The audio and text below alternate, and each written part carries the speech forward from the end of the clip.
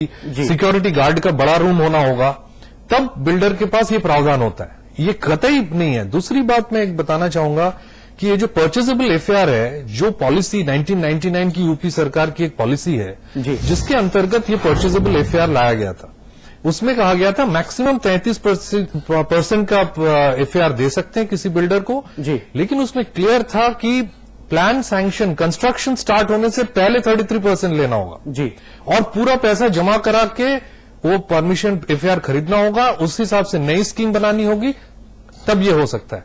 और ये गौर साहब की बात मैंने जो सुना बिल्डर का, उनका कहना है कि वो लास्ट स्टेज में कंपाउंडिंग के नाम पे 33% लेना चाहते हैं। आप सोचिए, जिन्होंने घर खरीदा ये सोच के कि हम 245 लोगों के साथ मेरा पार्क शेयर करेंगे, कम्युनिटी शेयर करेंगे, आज 350 लोग आके वहां रहेंगे, बिल्कुल उनका शेयर इन द प्रॉपर्टी घट गया।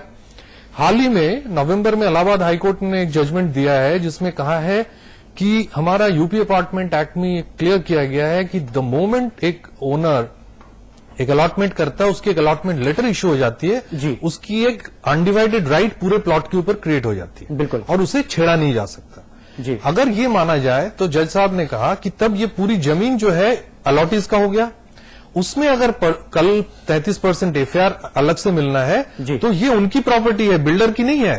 तो अगर आप 33% एफआईआर लेते हैं तो आप अपने तरीके से स्कीम बनाइए, उन अलॉटीज के पास जाइए, उनकी आज्ञा लीजिए कि हाँ मैं ये बनाना चाहता हूं, अब आपके साथ 100 लोग और रहेंगे, ये रहने के लिए मैं ये प्रावधान, सारी गाइडलाइंस को फॉलो नहीं किया जाता है, ये एक बड़ी परेशानी का सबब है। एक छोटा सा ब्रेक ले लेते हैं यहां पर, उसके बाद लौटेंगे और इस मसले को आगे बढ़ाएंगे और साथ ही साथ ये भी जानने की कोशिश करेंगे कि जो बैंक लोन देते हैं, जिस पर हमने चर्चा की शुरुआत की थी, लोन लेने से पहले देने से पहले तमाम जो बारीकियां उसका ख्याल नहीं रखा जाता है, इस पर भी बात करेंगे। आरबीआई के जारी निर्देशों की भी बात करेंगे।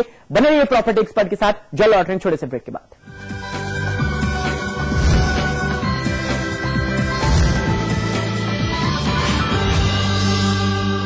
ताइवा इन्वर्टर बैटरी, नया रूप, नई तकनीक, अब पहले से 40% ज्यादा पावर बैकअप। ताइवा inverter battery. A world of infinite possibilities at the Business Capital by Aadhar Group with high-class business suites, retail space and villas. Aadhar Group। Home loan लेने वाले सावधान, ये कर्ज कहीं बोझ न बन जाए। बिना पड़ताल के बैंक दे रहे हैं लोन। आरबीआई के गाइडलाइन की उड़ रही धज्जियां, मुसीबत का पहाड़ तो नहीं कर्ज। बिल्कुल, कहीं ये मुसीबत का पहाड़, ये कर्ज आपके लिए ना बन जाए, ये एक बड़ा सवाल है। ब्रेक के बाद स्वागत है आपका, और अब जानते हैं कि आरबीआई ने होम लोन देने से पहले बैंकों को क्या क्या सावधानी, जांच पड़ताल के निर्देश दिए हैं, जो कि बहुत अहम है। लेकिन कुछ बैंक इन निर्देशों का धड़ल्ले से उल्लंघन भी करते हैं, जिसका खामियाजा घर का सपना देखने वालों को भुगतना पड़ता है। अपेक्षित मंजूरी जांचें।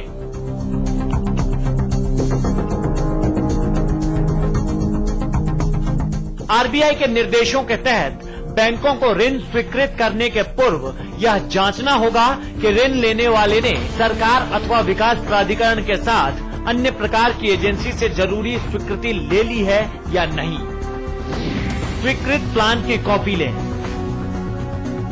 यदि खरीदार के पास जमीन या प्लॉट है और वह कर्ज के लिए बैंक से संपर्क करता है तो बैंक को जमीन पर विकास प्राधिकरण की ओर से स्वीकृत प्लान की एक कॉपी लेनी होगी। शपथ पत्र है बेहद जरूरी। बैंकों को ऋण आवेदन करने वाले से एक शपथ पत्र या अंडरटेकिंग लेनी होगी, जिसमें उसने स्पष्ट तौर पर कहा हो कि वह स्वीकृत प्लान का उल्लंघन नहीं करेगा।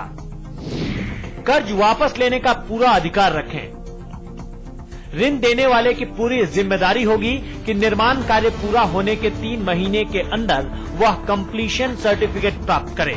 यदि कर्ज लेने वाला सर्टिफिकेट उपलब्ध नहीं कराता है तो बैंक के पास अधिकार होंगे कि वह कर्ज की पूरी राशि को ब्याज समेत लागत के साथ वापस ले सकता है। बैंक आर्किटेक्ट नियुक्त करें। बैंकों को अनिवार्य रूप से एक आर्किटेक्ट नियुक्त करना चाहिए जो विभिन्न चरणों में निर्माण कार्य की जांच करे और बिल्डिंग के पूरा होने पर जांचे कि स्वीकृत प्लान के तहत निर्माण कार्य हुआ है। प्रॉपर्टी एक्सपर्ट, समाचार प्लस।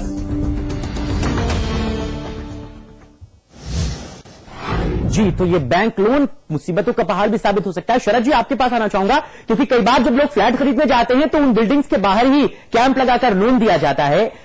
सारी जानकारियां बिल्डर्स को होती हैं, सारी जानकारियां बैंक कर्मियों को होती हैं, लेकिन लोगों तक वो पूरी जानकारियां उपलब्ध नहीं होती हैं। तो क्या ऐसे में बैंक और बिल्डरों के बीच में मिली भगत भी होती है, जिसका शिकार आम आदमी होता है? देखिए, ये बैंक एक कमर्शियल ऑर्गेनाइजेशन है जी। बिल्डर के साथ साठगांठ करके जी, दो तरीके के फ्रॉड करते हैं। एक तो जो नक्शे अधूरे पास हैं या कम उसमें एफआर है या कम फ्लोर बने हुए हैं, कम फ्लैट बने हुए हैं। दूसरा, डॉक्यूमेंट में भी हेराफेरी करते हैं। जो इनके एजेंट घूमते हैं वो आपके जो आपकी इनकम टैक्स रिटर्न है या बैंक स्टेटमेंट, उसके साथ छेड़छाड़ करके आपकी एलिजिबिलिटी को इंक्रीज कर देते हैं जी। जब कोई बस्ता खुलता है या कोई प्रॉब्लम आती है तो जो इन्वेस्टर है उसको दो तरफ से मार पड़ती है। एक तो बैंक के किए गए फ्रॉड जी, उसने अपने टारगेट फिक्स कर लिए इसलिए उसने फ्रॉड करे। दूसरा, बिल्डर ने जो करा।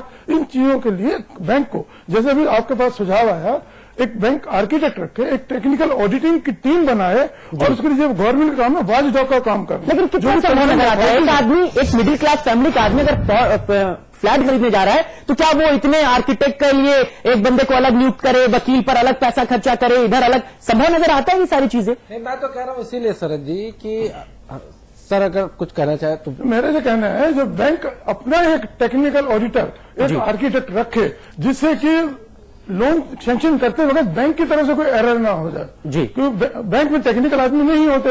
एक कंसल्टेंट रख लें और जो इन्वेस्टर है उसकी भी ड्यूटी बनती है मार्केट में जी किसी अच्छे एडवाइजर से, प्रॉपर्टी प्रॉपर्टी सीए से एडवाइस ले, आर्किटेक्ट से ले, उसकी पूरे टेक्निकल डॉक्यूमेंट की जानकारी ले, उससे देखे कि उसमें कोई कमी तो नहीं रह गई। मैं यही कहना चाह रहा हूं कि मैं आरटीआई के माध्यम से पहले भी आपके यहाँ बोला कि लोग अगर 50 लाख की प्रॉपर्टी खरीदने जाते हैं या 30 लाख की प्रॉपर्टी खरीदने जाते हैं जी, तो एक 10 रुपए का आरटीआई लगाकर वो जरूर पता कर सकते हैं कि उसका सैंक्शन प्लान क्या है, उसका एफआर क्या है, उसने परचेजेबल भी लिया है कि नहीं लिया, उसने कंपाउंडिंग करा रखा है कि नहीं, उस बिल्डिंग का कंप्लीशन सर्टिफिकेट है कि नहीं। और इस सबसे बड़ी बात, ये 4 अपार्टमेंट एक्ट आ जाने से आपके पास अधिकार है ट्रू डिस्क्लोजर का। ये एकदम से क्लियर कट लिखा गया है। कल भी मैंने डेवलपमेंट अथॉरिटी गाजियाबाद के जो चेयरमैन है उनके साथ मीटिंग करके उनको बोला है कि सर आप ऑन बुकिंग जो आदमी 2 लाख रुपया बुक कराता है वो उस प्रॉपर्टी का कुछ तो हिस्सेदार बन जाता है जी। उसे आप ट्रू डिस्क्लोजर फॉर्म दिलवाइए। ये लिखा हुआ है एक्ट में भी कि कोई भी आदमी अगर बुक करता है एक फ्लैट तो उसको on time of booking true disclosure form भर के बिल्डर को देना है। वो डेवलपमेंट अथॉरिटी के साथ इंडोर्स किया हुआ होना चाहिए जी। लेकिन आप आज भी पता कर लीजिए, चाहे आप 20 लाख का मकान खरीदने चाहिए या 2 करोड़ का मकान खरीदने चाहिए, वो फॉर्म कोई भी बिल्डर भर के नहीं दे रहा। उस ट्रू डिस्क्लोजर फॉर्म को अगर डेवलपमेंट अथॉरिटी का इंडोर्स किया हुआ भर के अगर दिया जाए या डेवलपमेंट अथॉरिटी प्रोवाइड कराए तो वो उससे बहुत बड़ी प्रॉब्लम का समाधान हो जाएगा। एक्चुअल में एक आम आदमी को पता लग पाएगा कि उसका कितना फ्लैट सैंक्शन है, उसका कितना बड़ा कॉमन एरिया है, कितना बड़ा उसका स्विमिंग पूल का है या क्लब का है, जो भी उसकी एमिनिटीज है वो एक्चुअल में है कि नहीं, या सिर्फ ये ख्याली पुलाव है या बढ़िया बढ़िया ब्रॉसर है, वो उससे उसको कम से कम निजात मिल जाएगा। सही चीज। पॉल साहब से भी संक्षेप में जवाब चाहूंगा। पॉल साहब, जो लोन की बात हम कर रहे थे, आरबीआई के निर्देशों का बैंक पालन क्यों नहीं करते हैं? देखिए, आरबीआई के निर्देशों का पालन करने के लिए वो वचनबद्ध है। उनका लाइसेंस जो है बैंक का उसके ऊपर है, इसलिए उनको तो करना ही है। अगर उन्होंने नहीं किया है, जैसा बंसल साहब बता रहे थे, इफ ये चीज आरबीआई के नॉलेज में आता है, उस बैंक के साथ बहुत कड़ाई से व्यवस्था है, वो अलग है। मुझे जो चीज लगता है, एक आम इंसान को हम लोग जो टर्मिनोलॉजी यूज किए, कंपाउंडिंग, एफआर, लोग वाकिफ नहीं है। लोग आते हैं दूसरे शहर से यहाँ एक घर खरीदने, बिल्कुल, और हमें ये प्रोसेस को बहुत सरल करना है।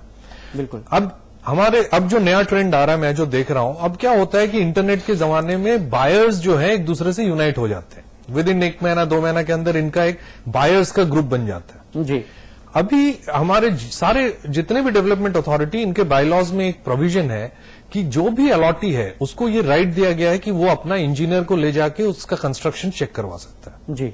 नाउ तो क्या कानून इतना कमजोर है कि बिल्डरों के आगे कुछ नहीं हो सकता है? नहीं, ऐसा है कि इसको यूज, अब जैसे आपने कहा कि एक बायर जी, ये संभव ही नहीं है कि वो एक प्रोफेशनल हायर करे और जाए, लेकिन मैं जो इंटरनेट के माध्यम से 100-150 लोग इकट्ठा हो जाते हैं जी, तो कुछ कंट्रीब्यूशन करके वो लोग हायर कर सकते हैं। जी। और वाली बात ट्रू डिस्क्लोजर की जो बात है उसको भी कार्यान्वयन करवा सकते हैं। ट्रू डिस्क्लोजर में हमारे लेजिस्लेटर यूपी के जो एमएलएज हैं, इन्होंने तय किया और एक लॉ बनाई।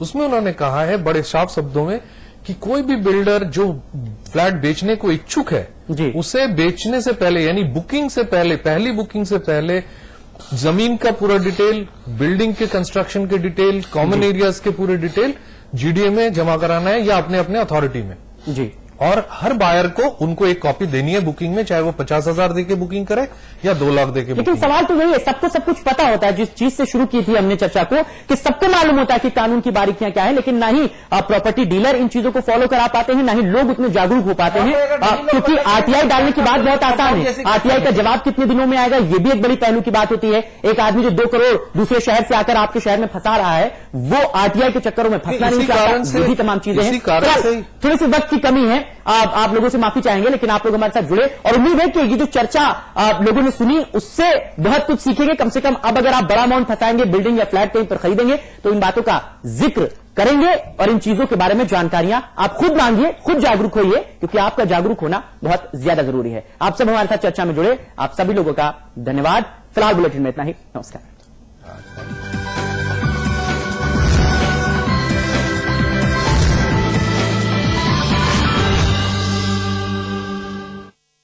क्या होती